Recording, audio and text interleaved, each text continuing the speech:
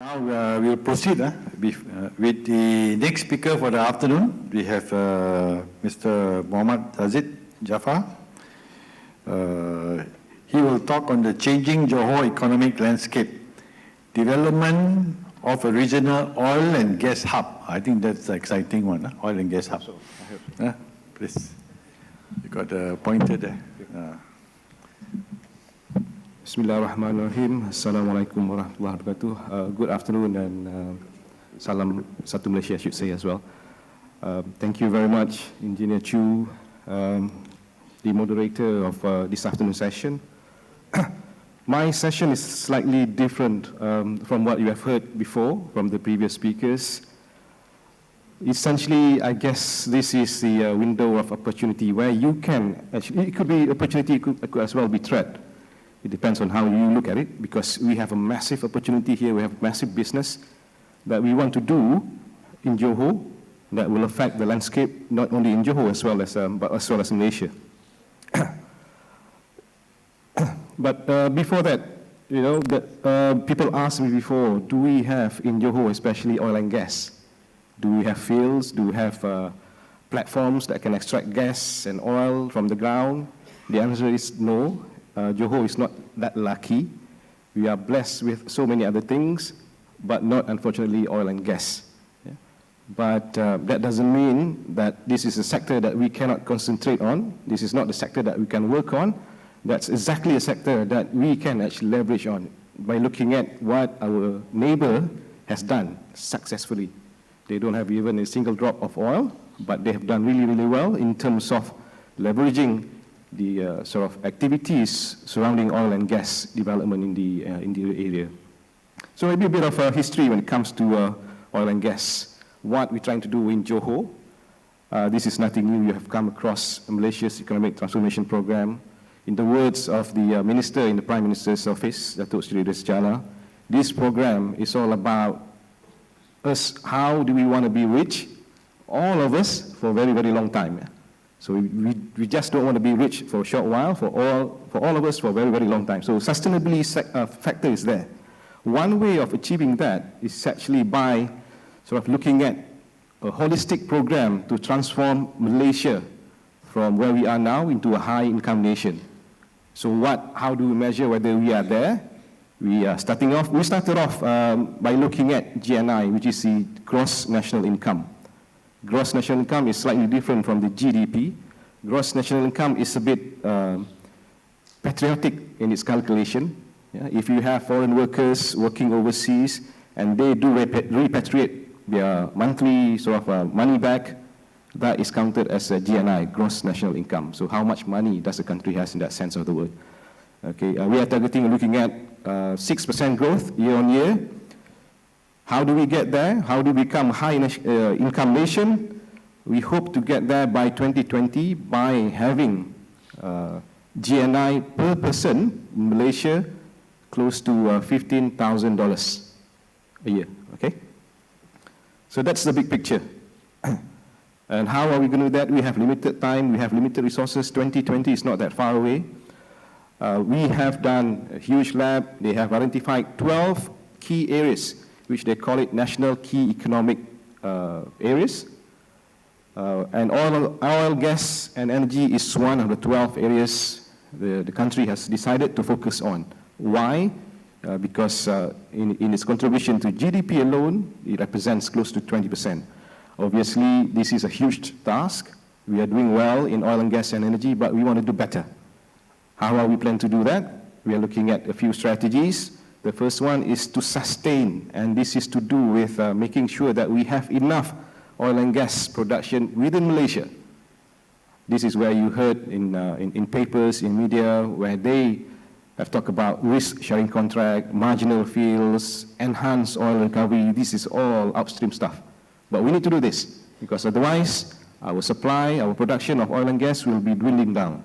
At the moment, our monthly production is close to about 600 to 650,000 barrels a month. That's the first strategy, sustain the productivity. Make sure that we have enough supply domestically so that we don't have to import. Okay? The second part is about growth. This is to do with the downstream. This is where we want to do in Johor.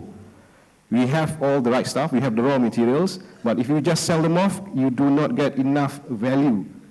Okay? As opposed to you process the oil, you produce the petrol, you produce the kerosene, the fuel, you produce petrochemicals that you can sell and get more return in terms of the product that you have. So that's the second strategy, growth. And the third strategy is to diversify. And this is to find the alternative energy source. Say, for example, you do have, you're looking at solar, you're looking at wind power, you're looking at water in that sense. Yeah? So those are the three strategies. And how do we do that in Johor? There are obviously catalyst programs, catalytic projects in this case. Catalytic project means these are meant to kickstart the activities. In Johor, we are looking at those two under growth. Remember, we're talking about downstream here, only growth. We want to create, EPP number 4 is we want to create a regional oil storage and trading hub. Yeah? And EPP number 13, we want to increase the petrochemical production. Yeah? So that's what we want to do in Johor, and that's I'm going to cover in a short while. Why are we doing this? EPP number 4, this is nothing new. Malaysia, we have this opportunity to be a trading hub, especially for oil and gas. We can store oil and gas, we can trade oil and gas. Why can we do this? Because we have we have more than what our neighbor has.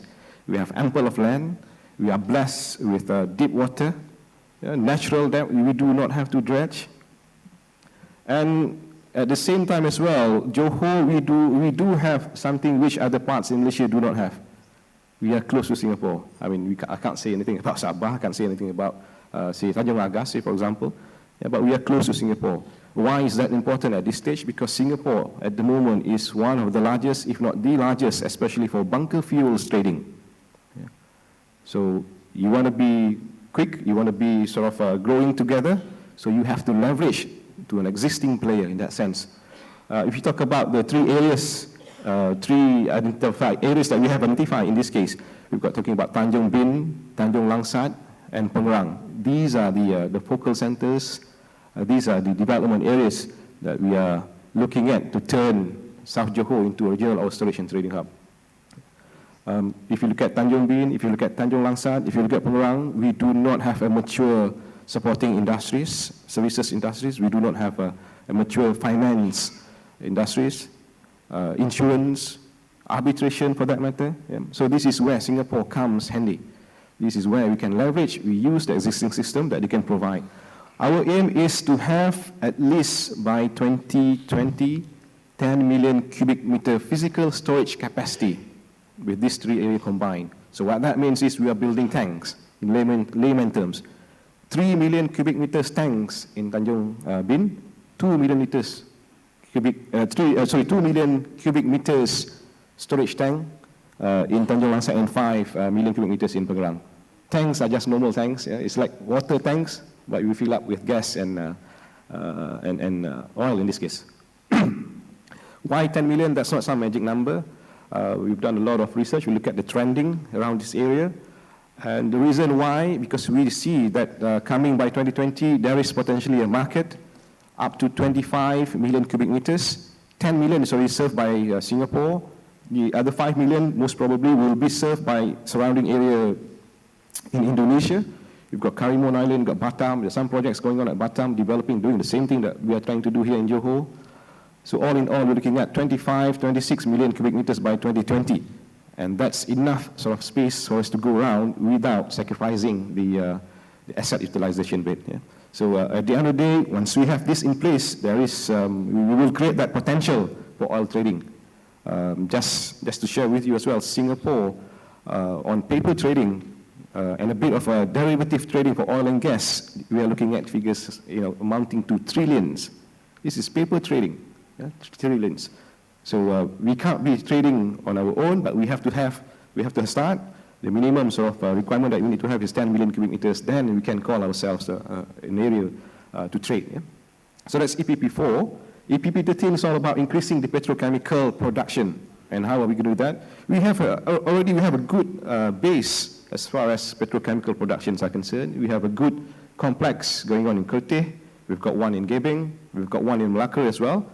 And in Johor, we have in two areas. We have in Tanjung Langsat as well as Pasir Gudang. Yeah, one of the largest one in the region as well. It's based in Tanjung, both in Tanjung Langsat as well as Pasir Gudang. I'm sure you heard of that company. What we want to do here, it's split into two. We are looking at both in Sabah, that's in Sipitang. Project is called SAMO, it's been led by SAMO, which is Petronas Sabah Ammonia Urea project. But more of interest here is Pengerang, closer to home, only about 1.5 hours traveling time from this place. We are looking at a massive area, 20,000 acres, 8,000 hectares. That's the size of, twice the size of Putrajaya, or 2.5 times the size of Jurong Island in Singapore. So that's massive, quite ambitious. Petronas will be taking the lead here. You might have heard Project Rapid stands for Refinery and Petrochemical Integrated Development. Petronas is the main tenant in Rapid, in that sense. Yeah.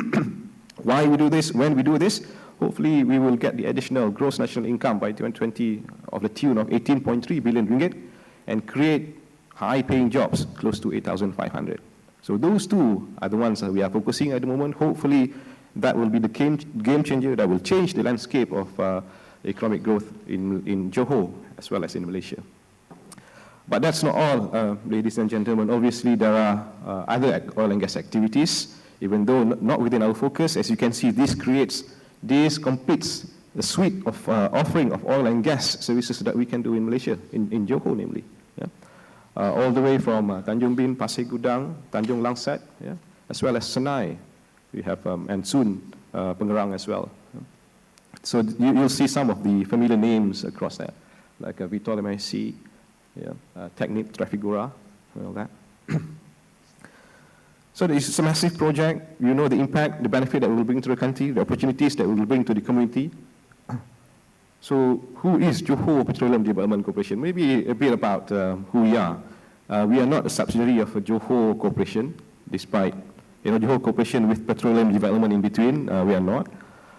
We are actually a fully owned subsidiary of MPRC, Malaysia Petroleum Resources Corporation. So what we do here, essentially you've seen the size, the complexity of the projects that we envisage will take place in Johor. Massive implementation of this EPP4 and EPP13 will need a specialized, a dedicated body that will focus on nothing else but these two projects. Yeah? Talking about these massive projects, you will need some kind of coordination.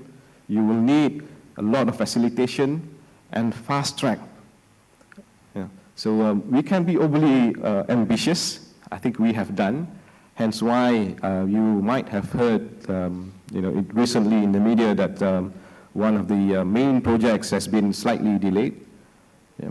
Slightly delayed here, actually to no surprise. The project was announced in 2011 without knowing the exact location.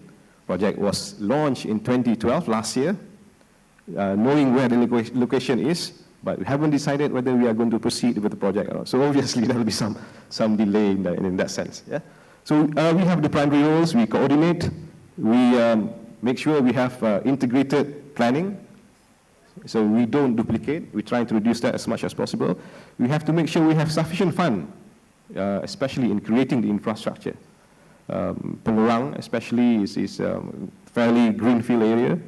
You have one single road, federal road. You don't have many bridges. So the infrastructure needs to be developed. You need to have a port in that sense. Yeah? And once all these components are ready, and one of our primary role as well is to promote and market. Hence one of my role here is to promote and market the area, to give a heads up in terms of the vast opportunities that the project brings. These are the vision. This is the vision that we share together with the state of Johor. The state of Johor intends to transform Johor into a sustainable, remember sustainable means for a very long time, world-class downstream oil and gas hub. So we are not talking about upstream here, it's just focusing on downstream element. We need that to have that value-adding activity being developed in Johor. Yeah. Right, that's a bit about us. It's about JPDC. Move on to one of the main, I think, that will definitely be the shakers and movers of oil and gas in Johor, which is a Pengerang Integrated Petroleum Complex. Despite the name PIPC, it is actually a huge park, as I mentioned earlier. It's not exactly a complex. The main question people ask is, why do you choose Pengerang? What is so special about Pengerang? Simply because it's blessed in a way. It has a unique location. It is close to existing international shipping lanes. You don't have to go far. If you go to Pengerang now, you can see hundreds of ships queuing, waiting, anchoring. It's in the middle of the main, traditionally, historically main trading lanes between Middle East, Singapore, and China. It's close to Singapore, yeah. And most interestingly, it has a natural deep water of 24 meters. You need to have at least 20 meters for you to be able to bring all these big ships, VLCC, ULCC. Because these days, when you play the storage and trading games, size matters. So you need to have big ships, VLCC, very large crude carrier and ultra-large crude carrier, the size of 4 to 6 times a football field across. Yeah? And Pengerang as well happens to have very few environmentally sensitive areas, which is good. Even though we do care a lot about our environment, it's not heavily populated. I think we can manage that. It has a safe and sheltered harbor. It's not exposed to the South China Sea monsoon. So we are blessed in that sense. But more critically is because in Pengerang, you can have a single candidate contiguous plot of 20,000 acres. You need to have that scale, because otherwise, if you think small, then you will never become a regional player. Okay? So that's why Pengerang was chosen, was singled out. We talk about integrated petroleum complex. This is probably just a revisit because all of you are engineers. What that means is, if I may, what that means is you will have a single sort of solution from refinery all the way until the production of chemicals, as well as the export, the re-export of the chemicals. It starts. You need to have that ship coming in, bringing in crude as well as gas. You will go into the storage. There's a project that takes care of the storage and for both crude as well as LNG in this case, liquefied natural gas. If you talk about just the LNG route, it will go into regasification plant. This is the RGT. I'm not sure whether you have heard. The first RGT in Malaysia is being built. Is actually running in Sungai Udang, Melaka. That's RGT, regasification terminal. That means it's import terminal. We will bring in liquefied natural gas. We will regas and sell the gas into industry or the IPP, independent power producers. So that's exactly what happened. We will bring it here. We will regas, use the gas to power up the plant that will provide the power requirement for all the complex. The remaining gas is actually sent to our PGU, Peninsular Gas Utilization Pipelines. And the remaining power, the balance of the power, which is not used for the complex, will be sold off into the national grid.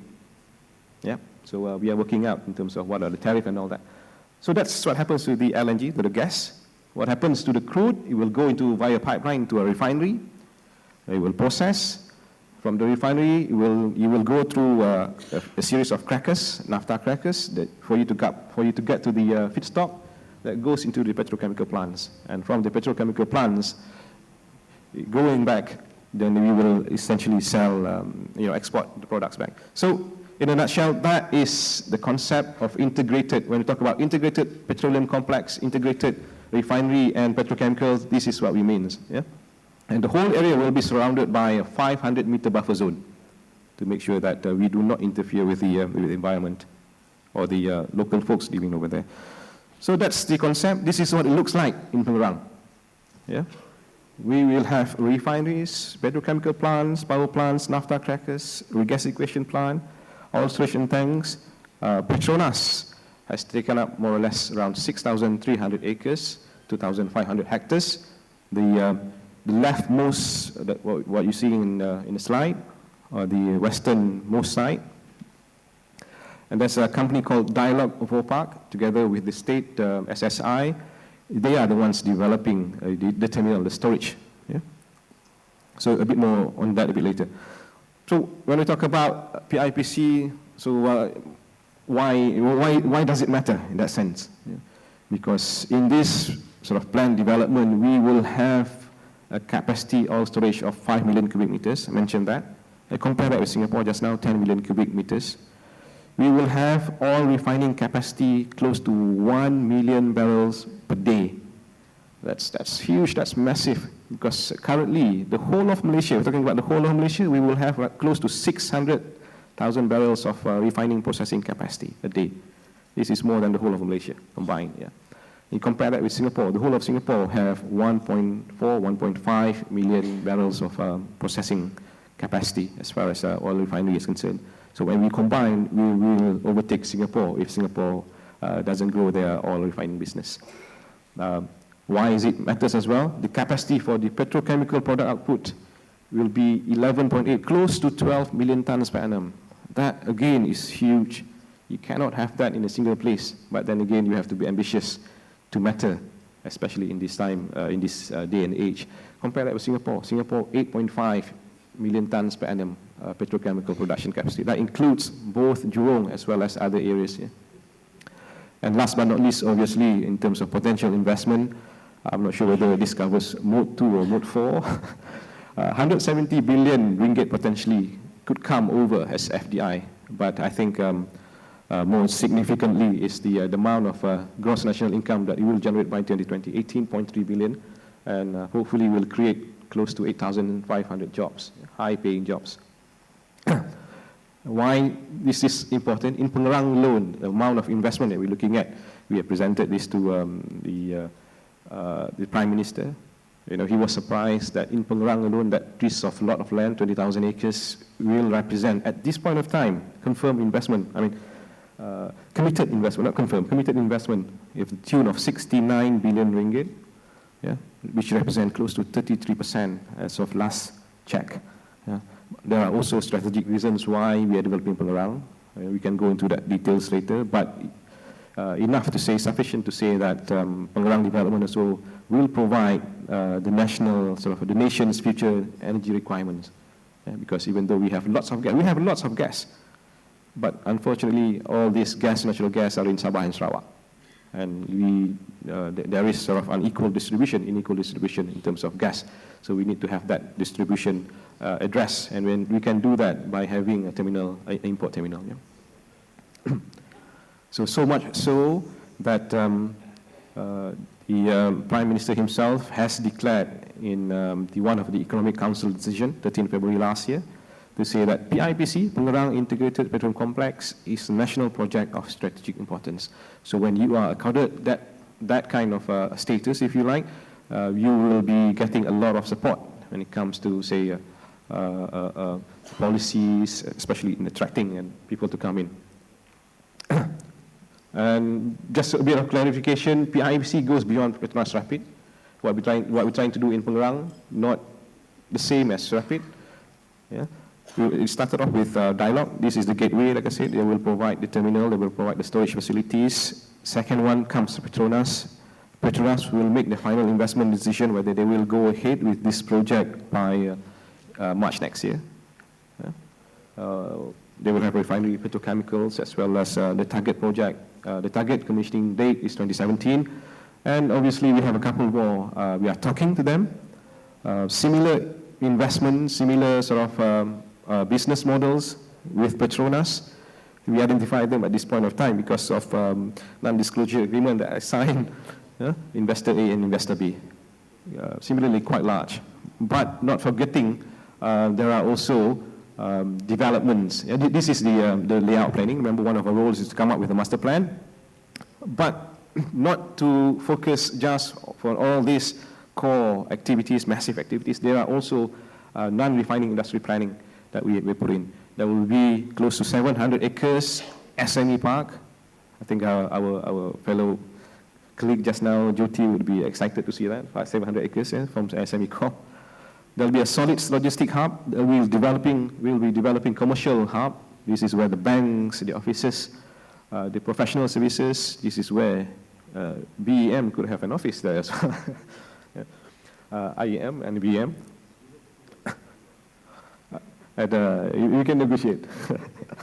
There'll be, obviously, the whole park will be generating some kind of a waste, be it processed waste, be it scheduled waste, and we will have to have a treatment center, waste management center, centralized tank farms, emergency coordination center, together with the emergency response center, huge.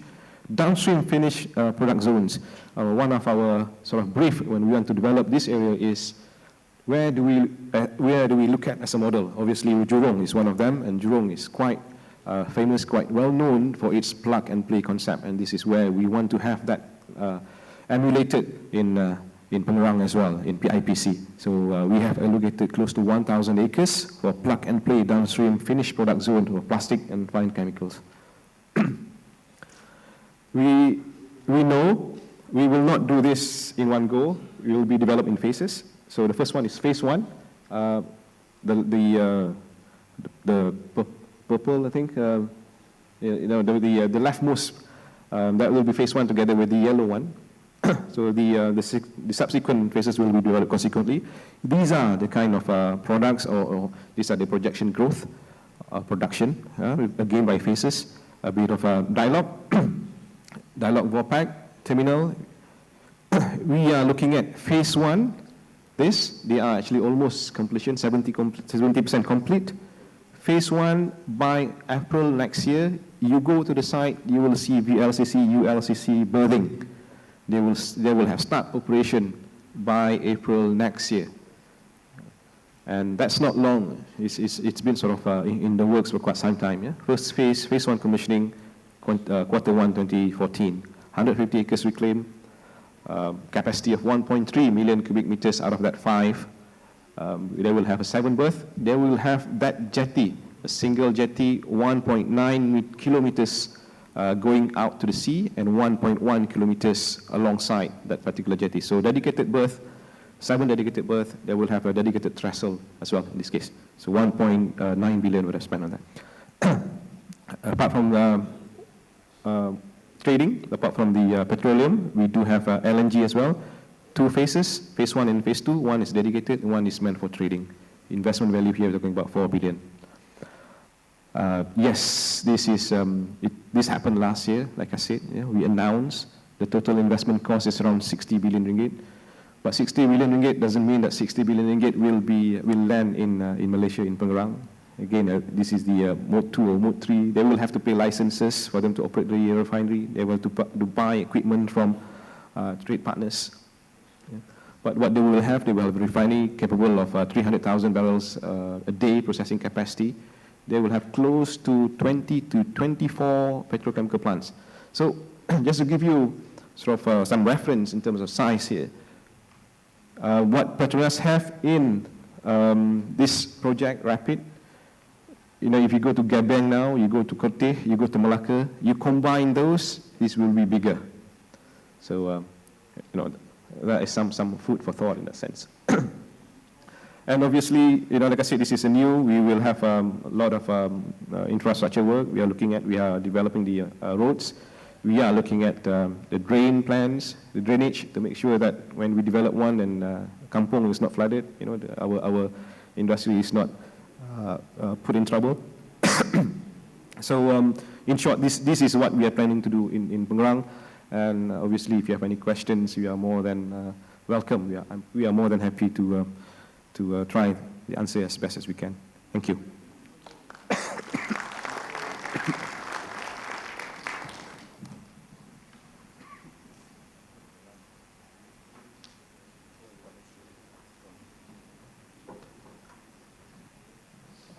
Thank you very much. The mic doesn't seem to be working, so I come here. It was a very interesting presentation. I think this is something that engineers are excited about. So hopefully we can organize some visits to your plant. And we also try to invite the other engineers from the ASEAN countries to join in. So it's okay, isn't it? We can, and then we'll get free lunch there, is it? So the last speaker for the evening is engineer Dr. Abdul Majid, Dr. Abu Qasim. He is representing the president of the Association of Consulting Engineers Malaysia. Today, he will focus on talking about what are we going to do in order that we can ensure that there is a smooth liberalization of engineering services in Malaysia, and also how the Engineers Act is going to be amended in order that we comply to all the requirements, and at the same time make sure that we do not get exploited by the foreigners. Okay? Please. Good evening. I'm the last speaker. I should not be here. In actual fact, I'm a gate crasher, party crasher. I forced IEM to invite me to speak. Second thing I like to say, all of you have heard how wonderful liberalization is. But is it so wonderful? What is the bad side of it? Nobody has said about it. Niti has said the wonderful things. I'm going to say the bad things, as well as the good things. And where do ACEM stands on this? Okay, next. Next. I'll start on the purpose of the Act. We have lost a lot of students here, and a lot of engineers have forgotten what is the purpose of an Act.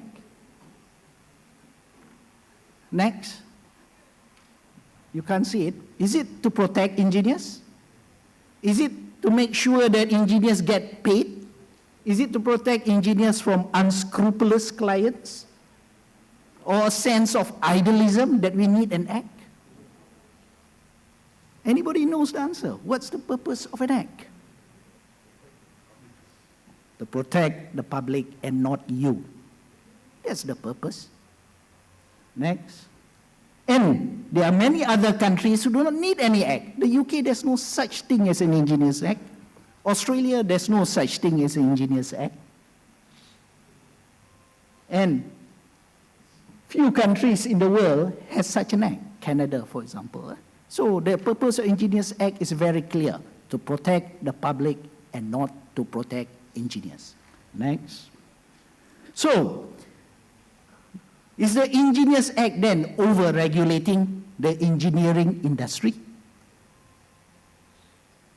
We have put so much regulations. We are speaking about liberalization. Take out the Act. Next. This is the statement on the Board of Engineers from the Act.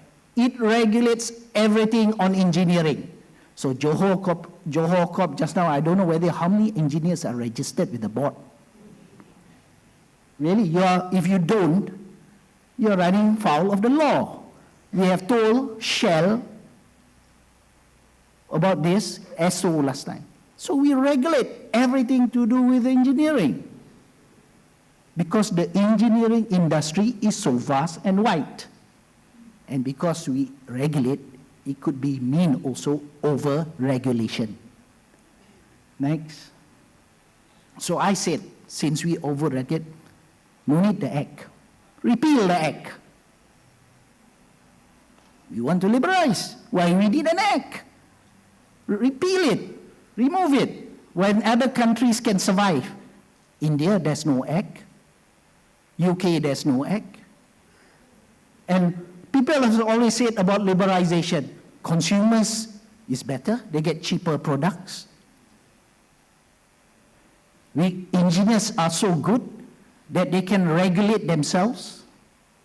Can they? With so many failures already happening? In LRT, MRT, stadium, can we regulate ourselves like other countries? Have we reached a civil society? We have not. Next. So, we must find the right balance between laissez-faire and over-regulation. Laissez-faire, free market. Do you read the book called The Wealth of Nations by Adam Smith in 1778, if I'm not mistaken? Or Das Kapital by Karl Marx. Read those two, and you understand what is laissez-faire and what is communism. So, interesting philosophies between liberalization is, of course, laissez-faire.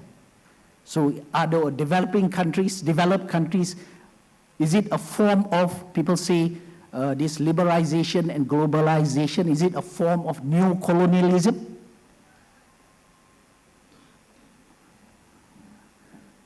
So, what is important is that government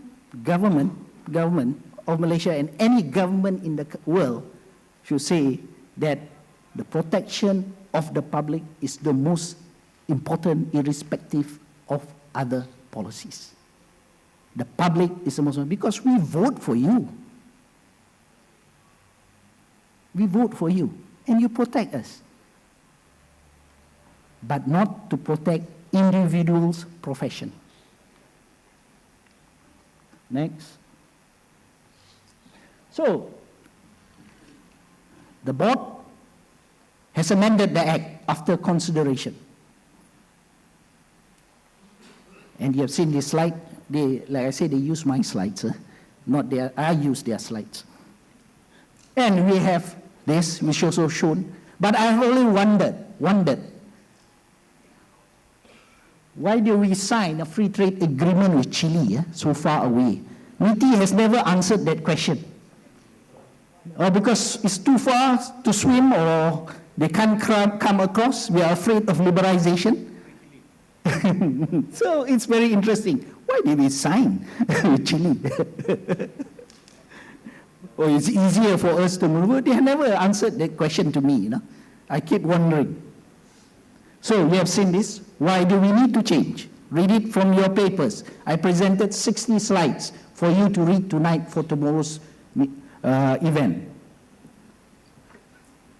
Second most important thing, is our nation developing towards a developed nation? That's the most important thing, isn't it? So, is it? What's the state of our economy? How do we compare, first, with other countries? This is Malaysia.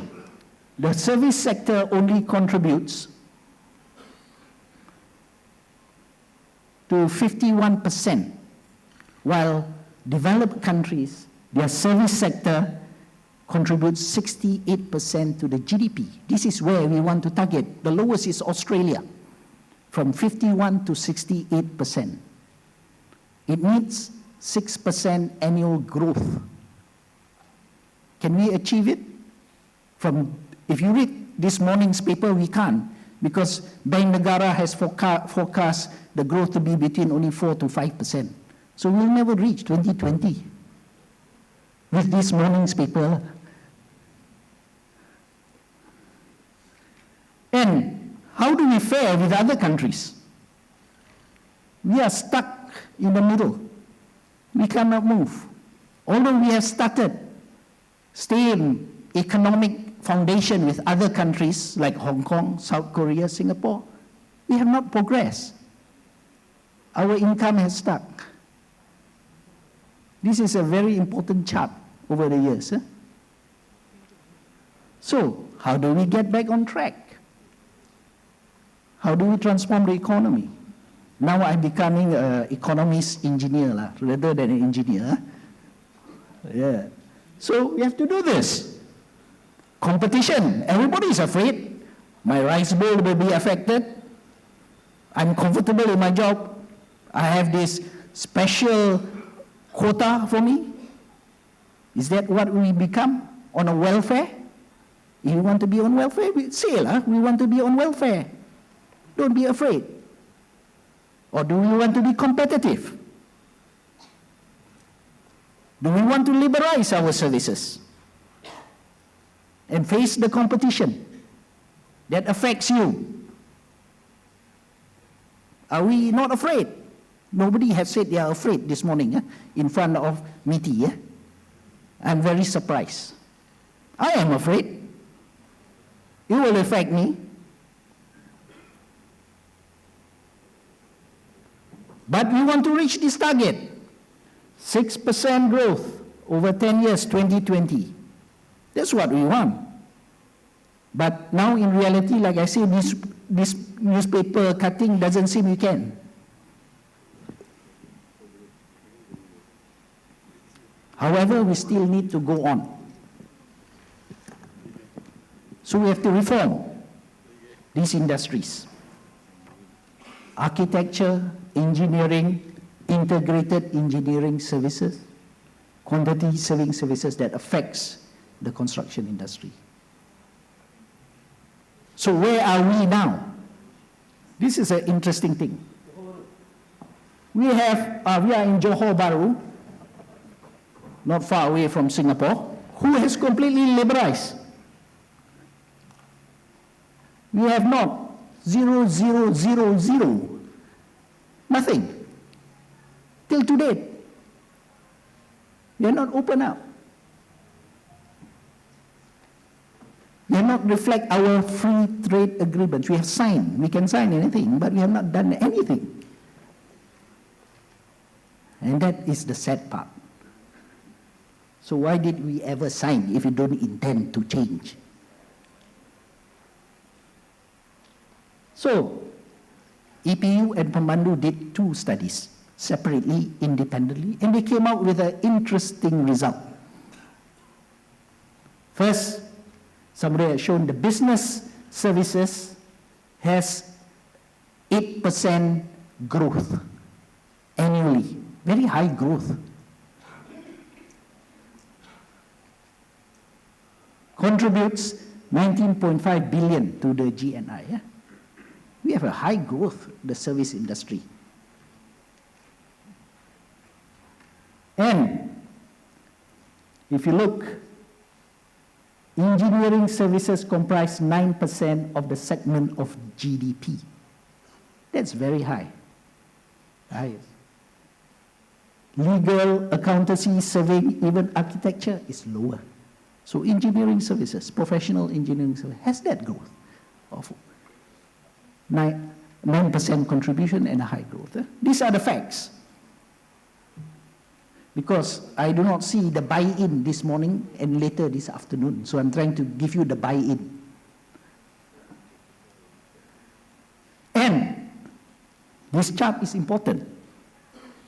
It shows ability to compete, potential GNI impact. That means you can contribute to the GNI, gross national income. Ability to compete, civil, mechanical engineering, oil and gas engineering, medical services, high impact. Not the others, corporate law, audit, tax, legislation, and all that. Which means that's why MITI is so anxious to liberalize this sector. Because of that. And it was conducted over two studies, one by Pemandu and one by EPU. So I come to, after seeing all this data, I'm asking the question, is it worth then? Is it worth to reform Malaysia's engineering consultancy industry? Because I come from ACEM. Is it worth? When we see all this, somebody said you want to become rich, isn't it? Is it worth to become rich? Or is it worth to remain poor?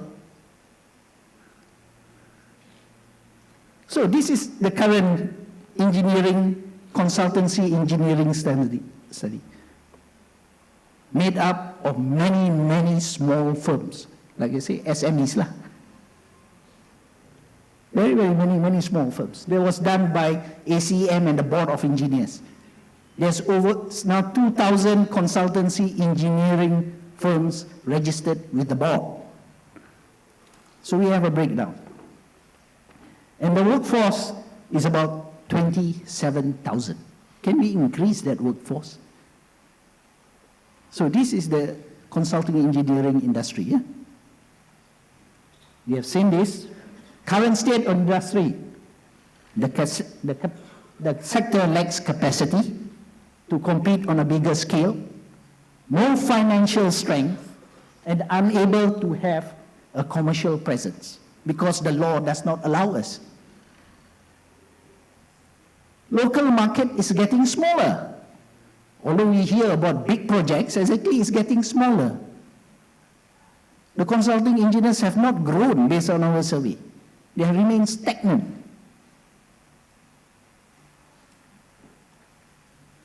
Growth dependence on local market. That's all. So ACM, being a member of FIDIC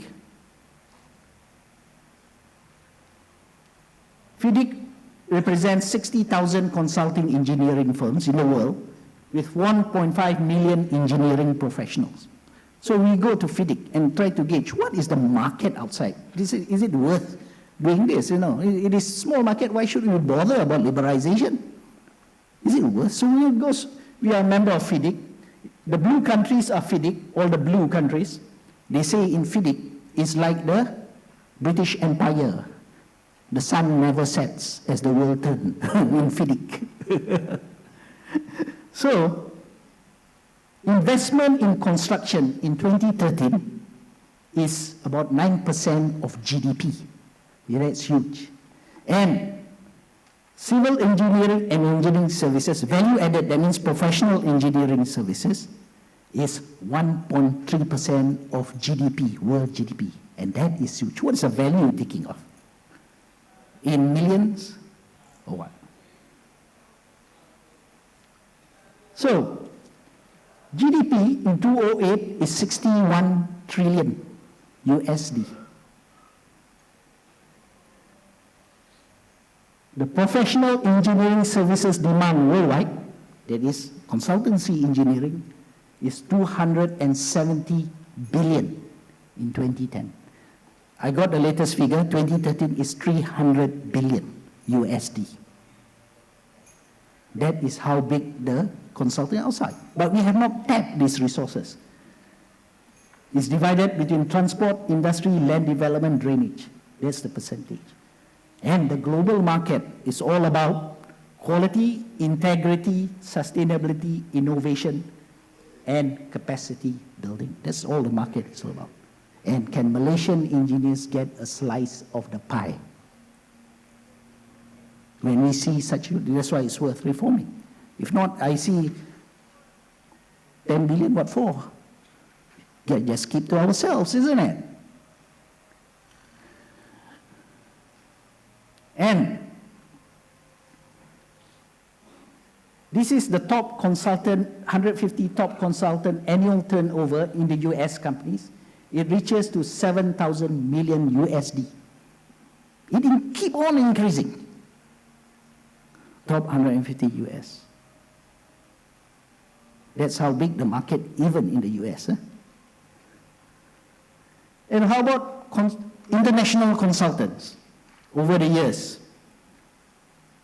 Between 1995 was USA, UK, Canada. They swap among themselves, these OECD countries. But the revenues keep on increasing. And that is the market. You see there, small country, Australia. Same like us, isn't it? But during that period, it was the top exporter earning overseas. Australia, one of them sooner is Netherlands. Netherlands, another small country in Europe. You know how the Netherlands market themselves. They are consultants with the help of their Ministry of Trade. They have a simple brochure. It's like four. And their brochure says, Dutch consulting engineers rule the world, showing the projects around the world. That's all. With their Ministry of Trade message. Dutch engineers rule the world. Wonderful logo and very nice brochure. Simple, just 4 pages with round like that. So this is where the branding comes in. So you have the top consultant changing every year. So let's look at Australia in detail.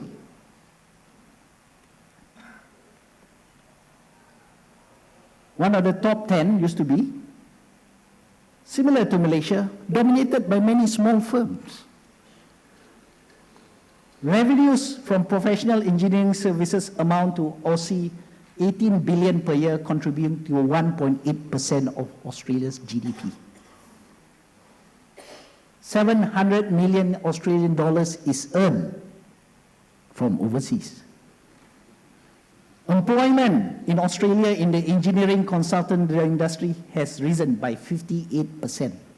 So employment, they are able to compete. But we've got no Engineers Act to protect them. So why are we not like that? Is it because of our skin? Or is it because we can't speak proper English? Or is it they are better in marketing? But we always say engineers are the same. We come from the same university, some of us, isn't it? How come they are better? So, this is FIDIC, Federation of International Competition. Firms becoming more international. Developing countries, which is us, now some of the developing countries are making use of knowledge-intensive professional services by using technology and offering low-cost solutions. That would be provided by the developed countries' consultants. We can compete. They are afraid of us, that we can provide cost at low. They are afraid. That's why they come up with this statement. International marketplace for consulting is becoming more competitive as new players enter the market, more from the developing countries. They are worried that we can push them out. And fees earned are in the Middle East, China, Indian subcontinent, Southeast Asia, and Africa. FIDIC predicts that the developed countries, US, Europe, there's hardly any growth. It is in these countries, at our backyard. They are there, we are not. So, Malaysian engineers have a competitive edge. A very competitive, but how can we get there? So what needs to be done for the Engineers Act? The board, the Association of Consulting, has said, remove first restriction on citizenship requirements. Any engineers can register with the board of any nationality. I believe here we got a lot of foreign students. When you graduate, you can register with the board as graduate engineers. Remove restrictions on registration of companies, which the Board of Engineers has agreed. So both proposals that came from ACM, the board has agreed. So this is a simple chart. In other words, deletion of citizenship requirements. So he can become foreign engineer can register, but his qualifications must meet the Washington Accord requirement. Sit and pass the PAE, then we introduce called a competency examination, licensing, to ensure that professional engineers doing work in this country are qualified. They may be qualified in paper, but not qualified to practice. You must be thinking, is this another restrictive measure? Removing one barrier and putting another.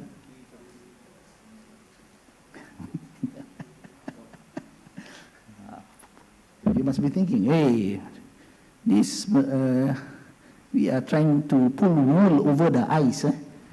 One hand saying, yeah, you can, but to practice, you must now sit for a competency exam besides your professional assessment examination. This is in the Act, the new amended Act. And 30% equity is open to all. Last time it used to be only with professional engineer.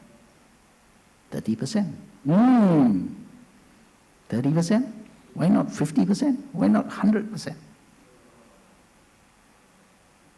Anybody can own. It already exists in the Act for multidisciplinary, 30%. So we are not doing anything new.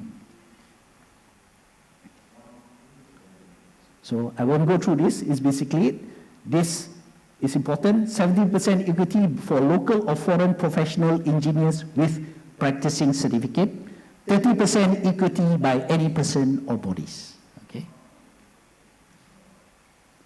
So, of course, you get reactions.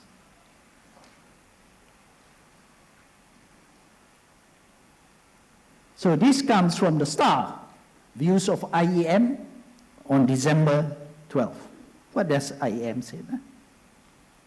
Thousands of engineers in the country will have to close shop if the government allows non-professionals to own and operate consultancy practice, the IEM says. So this is the fear factor. That's why I say I'll tell you the fears as well as the good things. This is the fear. If anyone is allowed to own 100% equity in an engineering consultancy practice, Even a fishmonger can start a consultancy firm and hire engineers to work for him, IEM President Vincent Chen says. Negativity, 1, 2. He also claimed engineering decisions could be compromised if the business owner had undue influence in what engineers should or should not do. Negative number 3, we are easily bought and sold. So what does Matrix say? Datuk Rebecca was here. That's why I was surprised. You never asked her. Eh? So this came out in an interview in Jurata, March 2013. She says, the issue of including that professional is very much on the decision of professional boards as a means to bring in capital and entrepreneurship. In other words, most consultants do not have that skill. They can do technical work. However, professional boards should not use this as a reason to shield the profession from competition. Exactly what she said. She continued, in business, common traits such as transparency, honesty, professionalism, and integrity are of utmost importance. That's what she says. So she says, look, you want to be competitive outside, you got to open up some of your equity, let the bankers finance some of your work, because most consultants are poor. They don't have enough muscle to compete. And that's what ACM says, the most affected industry by this liberalization. Are we not afraid? I was. I am worried. What do my members say? Are they prepared? ACM views. 1992, 20 years ago, came out in the Star. Liberalized service trade, ACM urges government. It said the government should recognize changes which would allow engineering to grow and not be hampered by unnecessary legislation. Is that what we are talking about today? ACM said the government should review the Registration of Engineers Act 1967, in which share ownership in engineering consultancy firms was limited to engineers and allied professionals only. It argued that the restriction impeded the industry's growth. And continues, the industry has asked for an atmosphere of competition on equal terms and to end the prejudice against local firms. So, essentially, 1992, 20 years ago, MITI hasn't talked about liberalization at that point. They talked 10 years after that. We have talked since 1992 and think far ahead what needs to be done for the industry. We have to fight tooth and nail to convince until now. Are we too late? Are we too late? The question is, are we too late?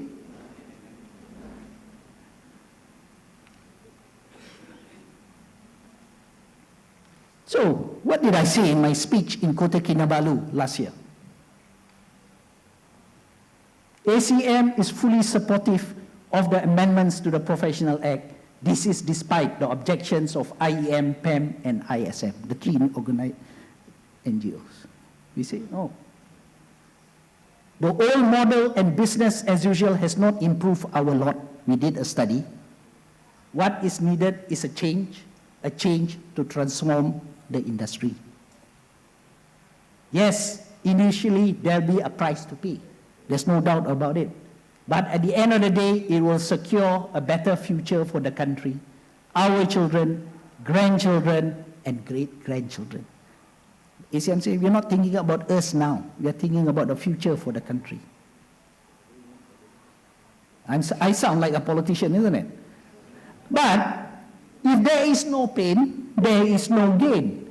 It is always hard and difficult for populist organizations or politicians to confront their members or the public and say, pay now for the future.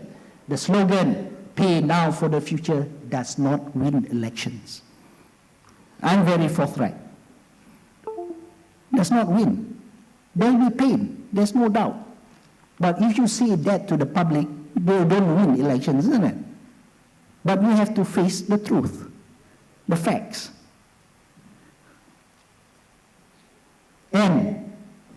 But the hard and difficult choices, the hard and difficult on many occasions are the right ones. And do we have a choice at all? Or is there an alternative future that can convince us that we become like Burma 20 years ago, close all doors? So, and I said, there's so much hypocrisy amongst us. Much hypocrisy. On one hand, we see the professional acts, and that goes for engineers, architects, and QS, and lawyers. There's so much hypocrisy to say, on one hand, we see the acts is meant to protect the public, but at the same time, we put legislation to protect our profession. Who should be protected the most? Is it the professional or the public? Or is it the rakyat didahulukan dan mereka diketepikan? Yang mana satu? It sounds like Najib already lah. Rakyat didahulukan, janganlah mereka diketepikan. So the professionals should not say that must look after themselves. They must look after the public. And if we say that, we are on the right track as a profession. That's why we are professionals. We should not look onto ourselves. So, but at the same time, liberalization does not mean deregulation. Safeguard measures are necessary. We got to be careful. At the end of the day, it does not mean that we open our doors and they come rushing in. So, I put here some of the pros and cons, finding the right balance between that and this. You can read it later. So, I always ask Miti these questions. Is our national policies negatively affected by liberalization? Can you tell me? Because I always start with negativity and they must give me a positive response. Is it to protect the public? We must protect the public against hazards of substandard foreign imports.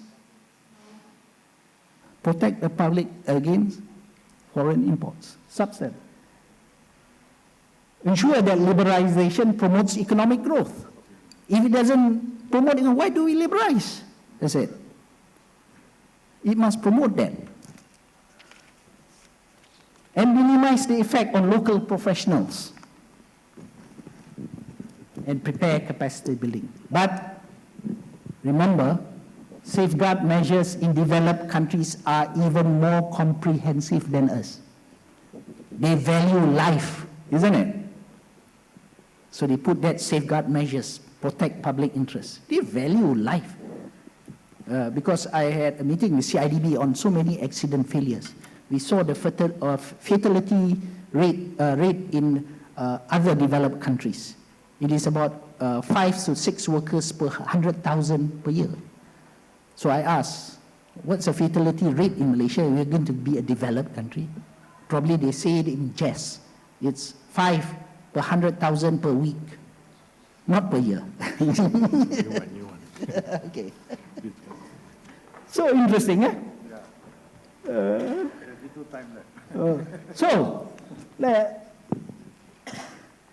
So we have to. So ACM developed a safeguard measure. We are concerned.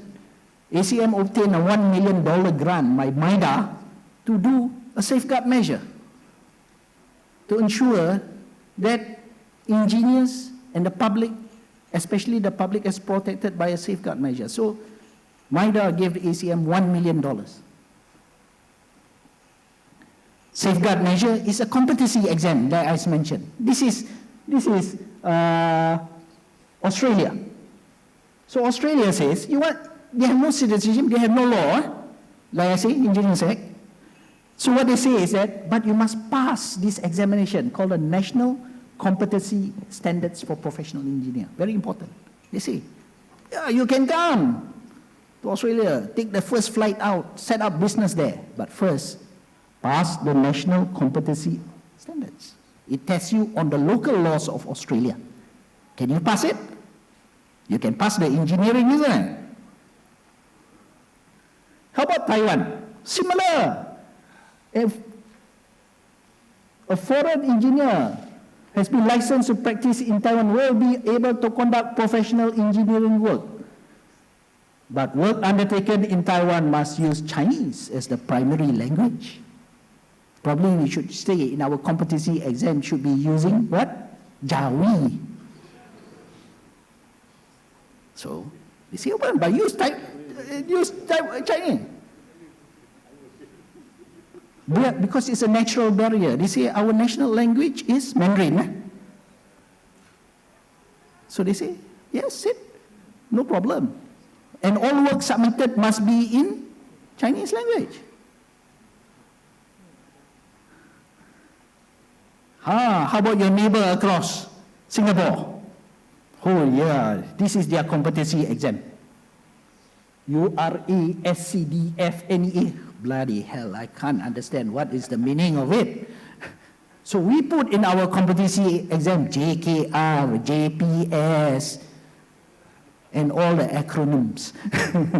I can't understand. How do you pass this exam in Singapore? The board is doing a survey, Board of Engineers. How many engineers have a license in other countries? These are professional engineers.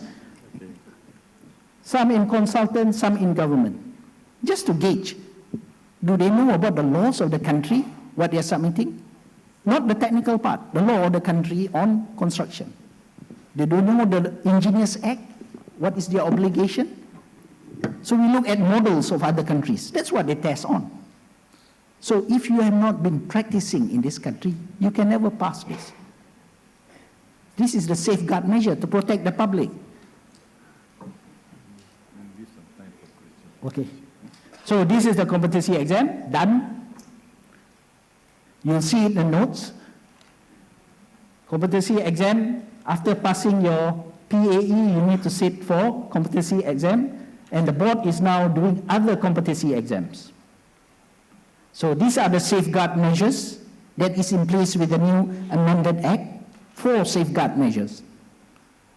It's not meant to protect engineers, it's meant to protect the public. So, medical profession, so liberalized. 100% equity open to anybody. Way forward. So, how the business environment imported by legislation. At the end, to achieve a 6% growth. And thank you. Thank you. It was really a stimulating presentation. Lucky we saved you for the last. Yeah? So otherwise everybody would fall asleep by now. So lucky we saved you for the last. Okay, we have 9 minutes for question and answer. Any questions from the floor? I'm Sim Tiang Liang from Pengerang, also from Kim Leung Corporations.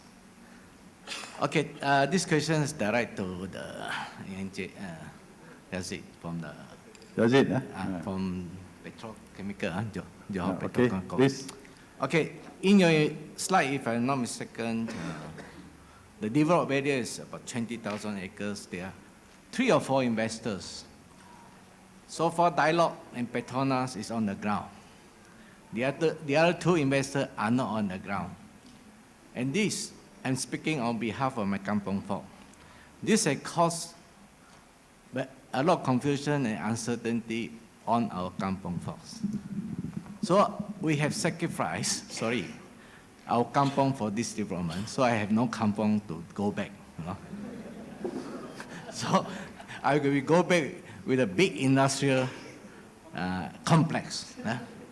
So, but it's good. I think in the long run, we supported the project, but now I think come to implementation of these projects, there are some social impact on the people. The lobsters breeding ground finished. The livelihood of people gone. So The other thing is you are talking about generate high income for these industries. I think most of these projects are foreign. Most of the consultants are the foreigners. Even the plant may be the equipment are from foreigners. So I don't know how it can generate high income for us in present or maybe in future years, but at present. Thank you. Okay, it's a very short answer. Maybe he is just asking what is the local content. At the present stage, what is the benefit for the locals? I think that is precisely his question. You can just tell him how many %. Then we can check the figure later on. Thank you for that question. I think there are multiple parts, questions. But one thing for sure that I can assure you in our discussion, in our role as an agency, the significant importance of the social strata, the social fabric is the top of our agenda. I mean, you know, I think it's a bit dramatized to say that you don't have a kampong anymore, but you don't have a kampong, but you do have a new township. You know, I think the scheme that, together with the state government, Yes. we have introduced, Residential area. sets a new benchmark to the extent that other projects in Malaysia now is using Pengerang as a reference, as a benchmark. This is how much they're getting. This is the kind of incentive or support that they're getting for the whole development as well. There's no short answer to this. Okay. You know, I'm more than happy to discuss because there are a lot of things that we could go into details to say that, you know, these are the things we should explore. In short answer, Yes, we have, you know, we are looking at, you know, the two projects, like I said, we are developing by phases. Nobody wants to, you know, give away 60 billion ringgit by doing a one-year study or 30 billion ringgit one-year study. Yeah. We have to do a lot of, like I said, you know, the two sort of proposed investment, they are doing their, at best, their feasibility study. It has to be guided, it has to be driven by the necessity, you know, the economics must work. This is the ever-changing world. You will get, if you will, alternative, cheaper feedstock, which represents a challenge not from the technical perspective, but from sort of economics perspective. These are things that they will need to convince themselves, convince their partners that this is the place to go. It will take a long while. It's a long journey, rest assured. But, you know, on top of our list, definitely the local folks, the Malaysian, will have to benefit. We will have to benefit. It is high income. We will contribute high income, but do not focus on short term. That's my concern because Malaysia as a whole, when you announce a project, they want to see the benefit there and then. Immediately, yeah. Okay, thank you very much. I think the answer is it's a long-term project. In the short term, you get some benefit, but long term, you get more benefit. There is actually a question from the floor, which is written here. So in view of time, let me read it, and then I'll try to answer part of it, and the other part of the question I asked Dr. Rashid to answer. This is from Dr. Chong, country Singapore. Question 1 is, through liberalisation, can a practicing engineer sign and take responsibility in the other companies or submission who he has share or interest in these companies? Would you like to answer the question quickly?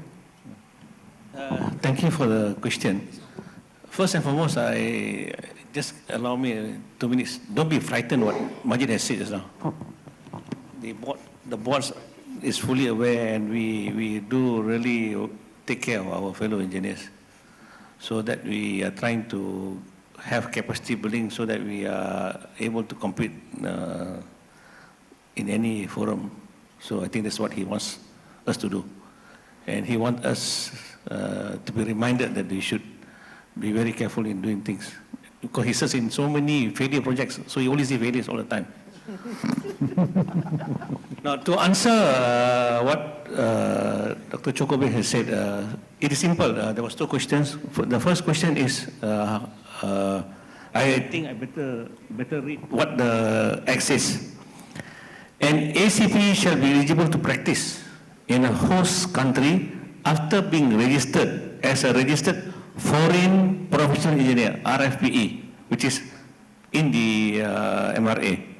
The RFPE shall subject to domestic laws and regulations, and where applicable, not making submissions to the statutory authorities of the host country. Okay. Question 2, I have not read the question 2 yet. Be permitted to work as a registered foreign professional engineer, not in independent practice, but in collaboration with designated professional engineers in the host country. So therefore, you must be working in a collaboration with another engineer. So you cannot submit on your own. That is the first generation MRA allows for. I don't know, maybe we might improve the MRA, and as Dr. Majid has said rightly, that you has another route to enter the professionals. You can take the competency exam, and if you take the competency exam, and then you can submit. There's no issue. That's number one. Number two, The second question is, ASEAN Chartered of Professional Engineer, ACPE, how can we as local practicing engineers join and gain such status? And how and where to apply and what are the conditions? Please give him the web page, the address, that's all. I just tell him, it is simple. All applicants will have to comply certain requirements. First and foremost, he must be a PE in order to apply for ACPE. That's the first one. Number two, I think the requirements, if you have in our local PE, I think you are more or less qualified. You just submit to the Board of Engineers. There is a committee called a small committee under the National Monitoring Committee, who sets that committee, where there is an electrical person, there is a civil person, and there is a mechanical guy who will sit and go through your application. And the application will be then forwarded to the National Monitoring Committee for approval. Then the board endorses. Then the names will be submitted to the ACPECC in Jakarta. So they will have the meeting every 3 months. So those names submitted through the National Monitoring Committee, through the ACPEC, then they will deliberate and they approve. Once they approve in ACPEC, then they will prepare the certificates and will pass through our National Monitoring Committee to be delivered to you straight away. Thank you.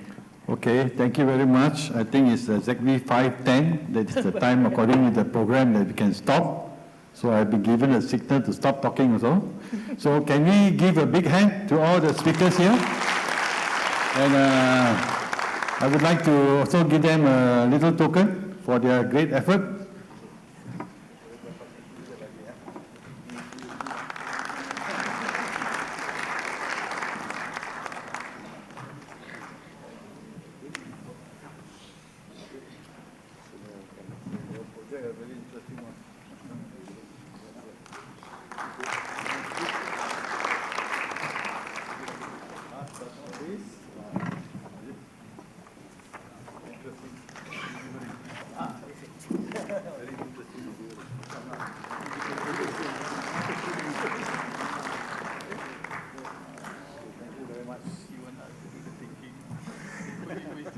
Yes, thank you, Engineer Chu, for a great job chairing the session and keeping close tab on the time as well. We appreciate that very much. And to show our appreciation to Engineer Chu Kok Beng, I would like to call upon IEM Southern Branch Chairman to present a certificate of appreciation and a little souvenir to Engineer Chu.